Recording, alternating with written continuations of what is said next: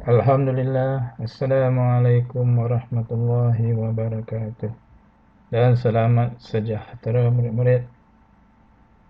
Semoga kamu semua berada di dalam kandungan sehat walafiat. Ya, untuk kita meneruskan PDPR pada hari ini. Tajuk pembelajaran kita pada hari ini ialah penulisan. Okay, kita akan membuat penulisan pada hari ini. Jadi untuk itu, murid-murid, sila rujuk buku teks. Rujuk buku teks jilid 2 pada muka surat 57. Ulang semula. Buku teks jilid 2 pada muka surat 57. Iaitu dengan tajuk bahan buangan yang berharga, yang mempunyai nilai. Kita lihat apakah yang terdapat dalam buku teks tersebut.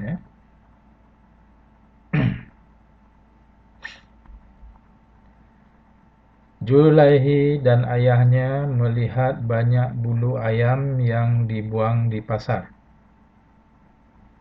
Mereka bercadang untuk menjadikan bulu ayam sebagai sumber pendapatan sampingan.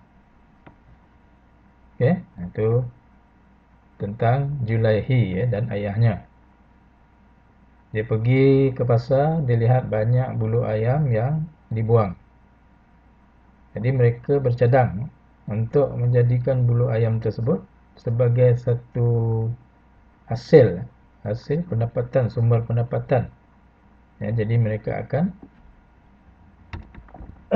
membuat sesuatu lah dengan menggunakan bulu ayam tersebut. Mereka berfikir macam mana nak buat, apa nak buat dengan bulu ayam tersebut. Kita lihat seterusnya. Julaihi dan ayahnya mengumpulkan. Ini gambar apa? Ini gambar bulu ayam. Jadi Julaihi dan ayahnya mengumpulkan bulu ayam. Jadi di sini bulu ayam.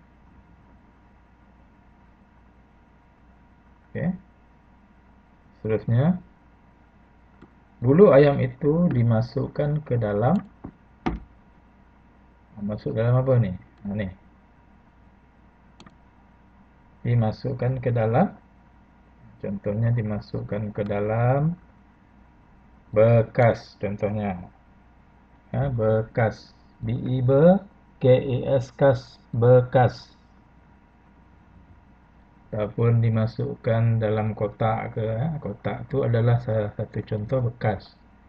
Jadi di sini kita boleh tulis bekas.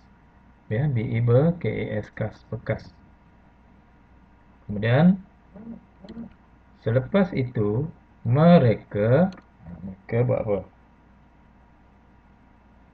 Kalau kamu lihat gambar di sini, ini gambar bulu ayam. Kemudian ini gambar matahari. Gambar matahari. Jadi mereka, Julaihi dan ayahnya tadi, meletakkan bulu ayam ni tadi di bawah pancaran cahaya matahari. Jadi perkataan yang sesuai di sini ialah, kalau ibu kamu contohnya meletakkan kain baju yang basah di bawah sinaran cahaya matahari, itu dipanggil menyidai. Menyidai baju. Kalau yang ini kita namakan dia menjemur. Menjemur. M-I-N men, J-I-J-M-U-R more. Menjemur.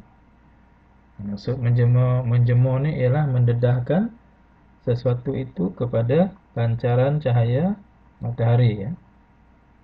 Jadi selepas itu mereka menjemur bulu ayam itu, ya. Setelah kering, mereka memilih bulu ayam yang cantik sahaja, ya. Bapa Julaihi melekatkan bulu ayam itu pada batang. Pada batang apa ni gambar ni? Pada batang apa? Ni gambar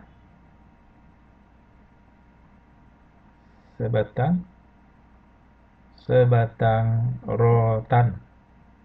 Rotan. R-O-R-O-T-A-N, rotan. Okay. Bapa Julaihi melekatkan bulu ayam itu pada batang rotan. Okay. Sambung, ya. Dia juga mengikat bulu ayam itu dengan tali yang bergam. Julaihi membantu ayahnya. Setelah siap, Julaihi menyangkut rotan bulu ayam itu di gerai mereka. Rotan bulu ayam dibeli oleh orang ramai untuk apa? Biasa kita lihat kan,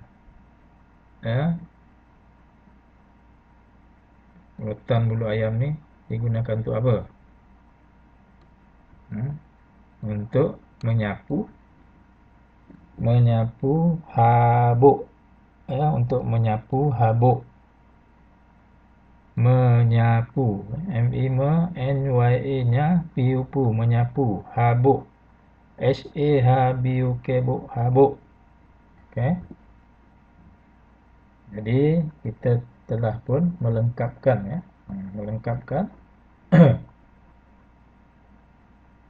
menghasilkan penulisan ataupun melengkapkan tempat kosong tadi untuk menghasilkan penulisan, ya, untuk menghasilkan penulisan berdasarkan gambar yang diberi. Okey. Jadi kita baca sekali lagi, ya. Julaihi dan ayahnya mengumpulkan bulu ayam. Bulu ayam itu dimasukkan ke dalam bekas. Selepas itu mereka menjemur bulu ayam itu. Setelah kering, mereka memilih bulu ayam yang cantik sahaja. Bapa Julaihi melekatkan bulu ayam itu pada batang rotan. Dia juga mengikat bulu ayam itu dengan tali yang bergam. Julaihi membantu ayahnya. Setelah siap, Julaihi mengangkut rotan bulu ayam itu di gerai mereka. Rotan bulu ayam dibeli oleh orang ramai untuk menyapu habuk. Okey, boleh? Itu tadi, ya. Jadi untuk tugasan pada hari ini,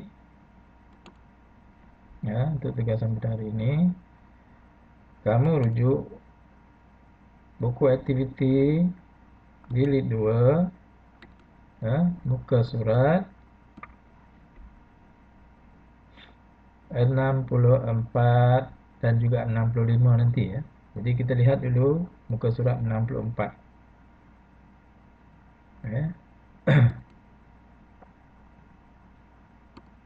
Lengkapkan karangan berpandukan gambar.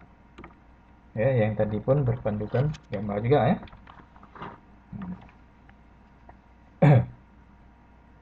Jadi kita lihat,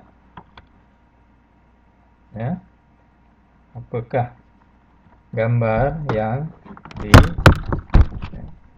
diberikan dalam buku tersebut, dalam buku aktiviti, ya.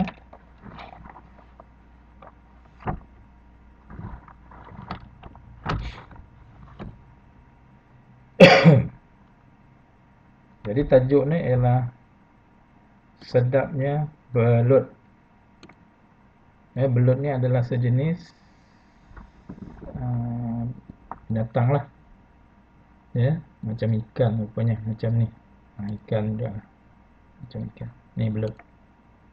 Boleh dibuat makanan, boleh dijadikan makanan belut ni. Di negeri-negeri pantai timur banyak dijual ni, sup belut. Biasanya orang buat sup belut lah. Belut goreng, digoreng dan sebagainya. Okey. Baik. Jadi kita lihat di sini,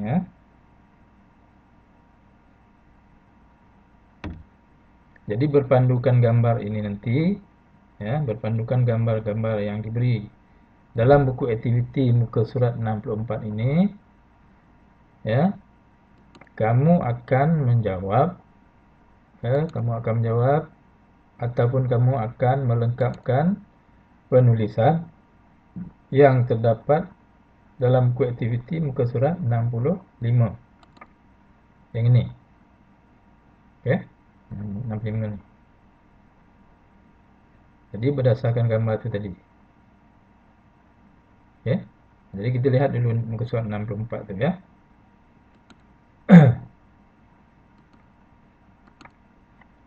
Okey. Jadi ni dia, kalau kita lihat gambar ni, seseorang memasukkan belutnya, belut di dalam sebuah bekas. Mungkin ini di hadapan rumahnya ke, di hadapan kedainya ke. Okey. Kemudian yang ini, gambar yang ini. Ni anak belut, dan ini memasukkan anak belut ni. Ni anak belut. Okey. Anak belut. Anak benih je lah. Okey. Ini belut yang terdapat dalam akuarium. Akuarium. Jadi mana-mana pembeli yang ataupun pengguna yang ingin mendapatkan belut ini, mereka akan memilihnya dalam akuarium tersebut. Dia akan pilih. Kemudian ini ialah menu yang disediakan di sebuah kedai, menggunakan bahannya belut, iaitu kalau kamu lihat di sana, sup belut, belut goreng. Dan ini memasak belut mengikut menu yang diminta oleh pelanggan. Okey. Itu maklumat tentang gambar yang terdapat dalam muka surat 64. Jadi tugasan kamu ialah kamu kena lengkapkan, kamu lengkapkan cerita yang terdapat dalam muka surat 65 ini berdasarkan gambar tadi. Okey, kita lihat sama-sama. Rizal, pengusaha belut. Dia menternak belut di kawasan rumahnya sahaja. Belut itu dijual di kedai makan neneknya. Gambar yang pertama tadi menunjukkan iaitu Rizal, seorang pengusaha belut. Pengusaha ni orang yang mengusahakan ternakan tersebutlah, pengusaha belut. Orang yang mengusahakan ternakan belut. Dia menternak belutnya di kawasan rumahnya saja, depan rumah dia saja. Kemudian belut yang dia bela tadi, dia jual di kedai makan neneknya. Yang tadi itu gambar kedai makan nenek Rizal. Okey, sambung. Mula-mula dia membeli tong yang diperbuat daripada plastik dan meletakkan tong itu dia letakkan tong itu ini tempat kosong. Dia memasang jaring pada tong supaya belut tidak keluar. Jadi di mana dia letakkan tong tersebut? Dia tadi menternak di kawasan rumahnya saja. Di sini boleh ditulis sama ada di hadapan rumahnya contohnya. Dia meletakkan tong itu di hadapan rumahnya. Ataupun di belakang rumah pun bolehlah. Dia meletakkan tong itu di belakang rumahnya ataupun di hadapan rumahnya. Dua-dua boleh diterima jawapannya. Okey. Jadi dia memasang jaring pada tong supaya belut tidak keluar. Okey, seterusnya dia melepaskan apa? Ke dalam tong itu. Dia juga memasang motor air agar belut mendapat udara yang secukupnya. Dia melepaskan sebelum belut itu membesar, ianya dipanggil anak belut. Jadi bila dia membela tu, dia mestilah membela daripada anaknya, kemudian diberi makan dan sebagainya, belut itu akan membesar. Jadi jawapan di sini seterusnya dia melepaskan anak belut ke dalam tong itu. Dia juga memasang motor air agar belut mendapat udara yang secukupnya. Motor air itu macam motor yang ada dalam akuarium tu lah, supaya belut mendapat udara yang secukupnya lah.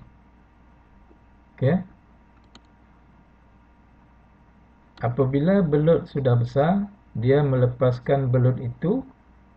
Dia melepaskan belut itu kenapa? Gambar yang kedua tadi. Ke dalam akuarium di kedai neneknya. Selepas itu pelanggan akan memilih belut yang hendak dimakan.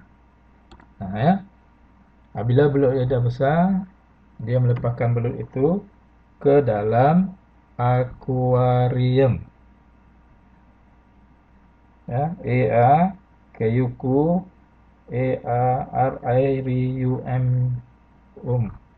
Aquarium. Aquarium. Jadi di sini kamu tulis jawapan.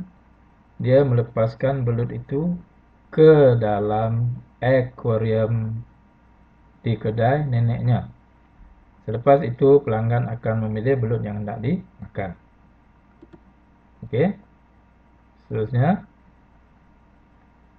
pelanggan kosong yang dikehendakinya.